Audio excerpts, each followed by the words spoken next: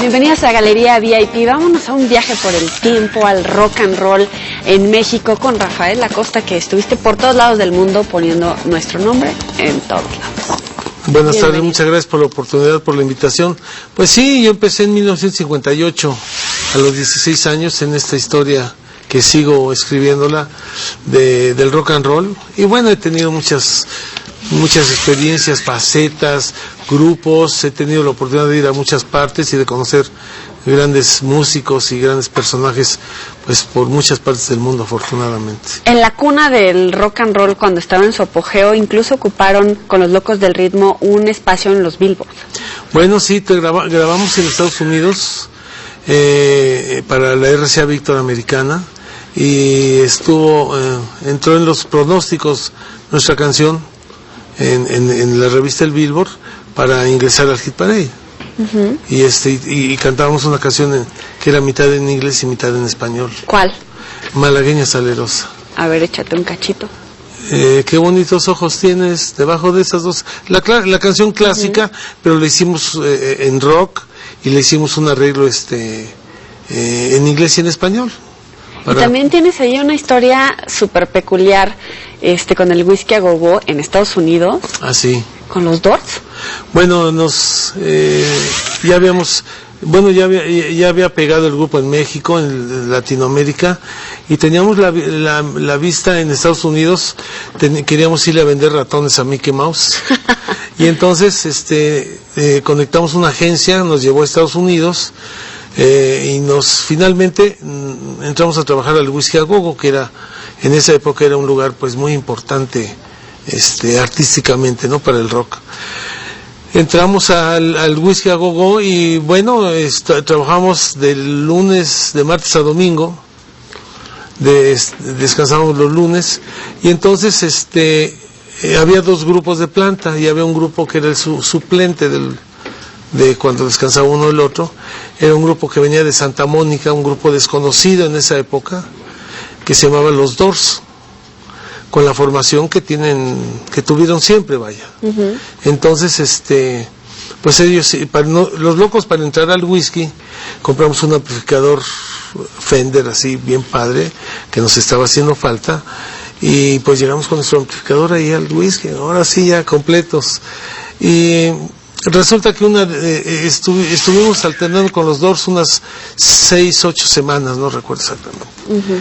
Y de repente llegamos un día al whisky a tocar, después de que ellos nos habían suplido el día anterior, y llegamos y no estaba el amplificador.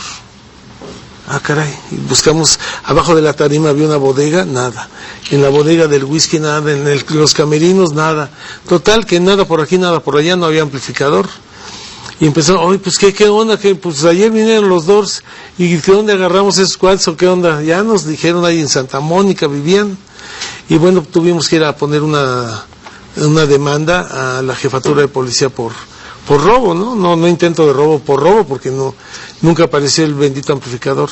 Lo que pasa es que nosotros teníamos, como extranjeros, teníamos permisos temporales para poder trabajar en Estados Unidos, y cada 30 días teníamos que salir del país y regresar ya para que nos renovaran el permiso. Era un requisito que había, y siempre íbamos a Tijuana, así nada más entrar y salir, y ya nos daban el nuevo permiso. Pero esa vez el pianista tenía problemas con los dientes, y le salía más barato venir a México a curarse que allá agarrar un doctor, pero carísimo. Sí cobran carísimo. Entonces, bueno, decidimos venir. Yo tenía ya 2 años que no venía a México. Algunos de ellos venían esporádicamente, y entonces regresa el grupo a México como para tomar un break. Regresamos a México, y como llevábamos 2 años que no estábamos aquí, nos empiezan a hacer ofertas de trabajo. Y entonces la demanda que pusimos en Estados Unidos, pues había que seguirla con un abogado, porque allá se aceptó con abogados, y no la pudimos seguir porque porque regresamos a México. Y en ese inter que nos quedamos en México y empezamos a trabajar aquí, los Doors graban su primer disco, los lanzan discos Elektra y se vuelven pues lo que todo el mundo conocemos, ¿no?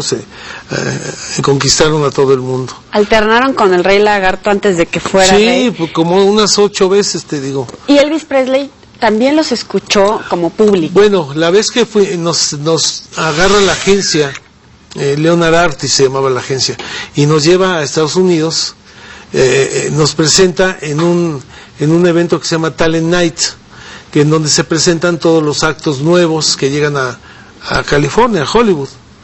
Y entonces ahí, pues sí entra público, pero entran más bien empresarios, scouts, gente del medio, para ver qué grupos nuevos llegan allá a la ciudad. Y entonces, y eso fue una coincidencia, realmente estábamos ahí en el Talent Night, por no sé qué razón nosotros cerramos el Talent Night, que hubo varios artistas que pasaron antes que nosotros, y bajamos, y bueno, de repente estamos en el camerino, me acuerdo, y llega corriendo la fotógrafa, una chica que era cubana, hablaba español, y dice, muchachos, porque en esa época éramos muchachos.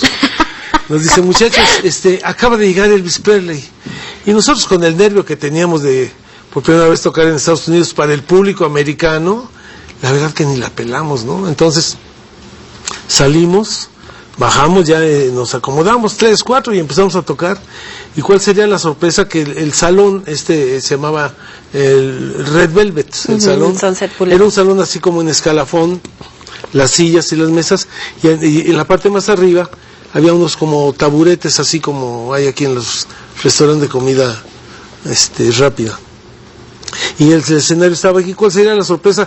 Que cuando empiezo a tocar y volteo para ver el público, en el taburete de enfrente de nosotros estaba sentado con un saco, como era un saco blanco, sin solapas y con una camisa azul eléctrico, Elvis Presley sentado ahí viéndonos.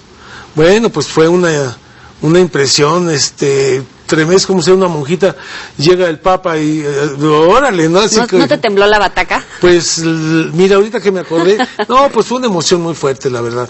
Terminamos de tocar, el público se paró, el grupo gustó. No es que tocáramos mejor que los americanos el rock and roll, simplemente sonaba distinto por ser latinos, y tocando malagueña y ese tipo de cosas, pues era un grupo distinto a todo lo que había allá. Casualmente en esa presentación había un representante del whisky que fue el que nos contactó para llevarnos allá donde te platico de los dos. Terminamos la actuación aquí en este lugar, y el manager nos lleva a la mesa de Elvis y nos felicita así de mano, ¿no? No, pues a mí cuando me dio la mano Elvis Presley, dándome la mano a mí y felicitándome, era así como que, ¿qué onda? O sea, no me caí el 20, ¿no?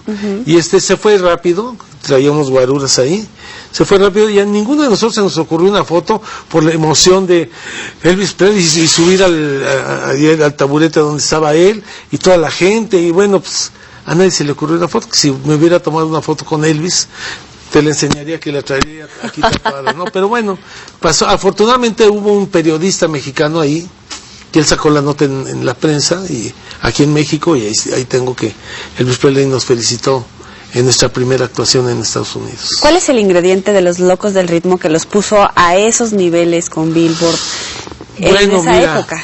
Lo que pasa es que los Locos fue una reunión de 6 personas originalmente, en que nos dimos a la tarea de perfeccionar lo que hacíamos. Teníamos ensayos, mira, los días que ensayábamos de 10 de la mañana a 10 de la noche, más o menos. Y no ensayábamos más tarde porque ensayábamos en casa del guitarrista, y prácticamente a las 10 de la noche bajaba ya histérica la mamá del guitarrista, de que llevábamos 10 horas, dale, ya fuera de mi casa.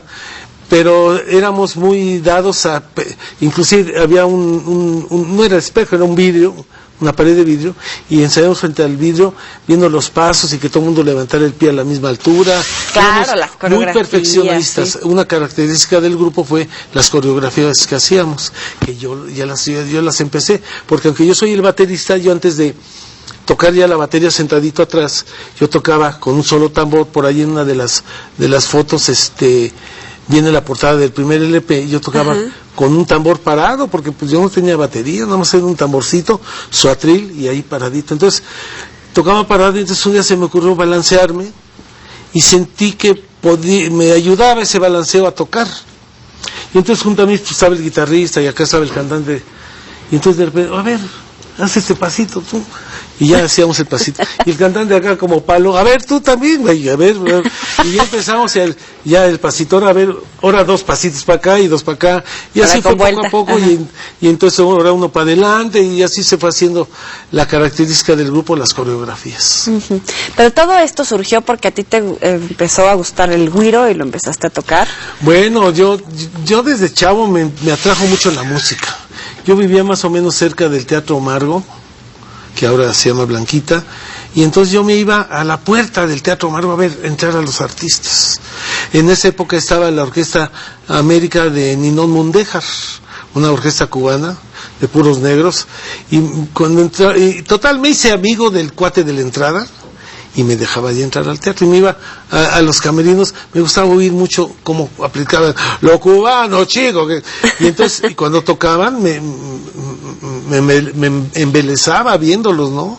Tocaba y veía que tocaba. Yo creo que ahí aprendí a tocar con muchas ganas, porque veía a los cubanos que gozaban la música que tocaban, aunque era cha-cha-cha y era otro género, pero el goce que los veía que le ponían a la música me impresionó mucho siempre. Entonces, cuando hicimos Los Locos, oigan, pues vamos a echarle las ganas, vamos a... Sabor cubano al rock and roll. No, el espíritu cubano en el rock and roll, ¿no? El sabor es otro. Inclusive, fíjate, tuvimos una vez una presentación, en 1962 creo, en el Auditorio Nacional con Paul Anka, que Paul Anka en ese momento era el héroe universal, y en México era un gran ídolo, y no lo dejaron cantar porque la gente pedía, bueno, no lo dejaron cantar al principio, porque la gente pedía que salieran Los Locos otra vez, y como no salimos, sale Paul Anka con su orquesta acá a cantar, y todo el Auditorio Nacional, como era antes, porque le tumbaron como 10,000 gentes más, ¿no? El auditorio era gigantesco, y no sé por qué, creo que por medidas de seguridad le cortaron un piso,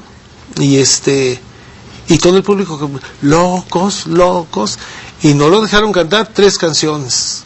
Acababa y el güey ya de haber dicho, pues, ¿qué onda? ¿Qué es eso de locos o qué? ¿Cuál me están cantando? Exactamente, y bueno, poco a poco ya, a partir de la 4ª más o menos, ya empezó a ganarse el público y acabó entregándose el público, pero sí le costó trabajo. A lo que voy es que Los Locos teníamos un espectáculo muy energético, y estábamos muy seguros de lo que hacíamos. Entonces, pues el que nos pararan enfrente, pues no lo destrozábamos, pero sí le costaba trabajo superar lo que hacíamos nosotros. Después de Los Locos, y estuviste en otras agrupaciones, pero también empezaste a producir incluso música para cine, novelas. Vamos a hacer una pausa y regresamos contigo para que nos cuentes a detalle este tipo de cositas de Rafael Acosta. No le cambien.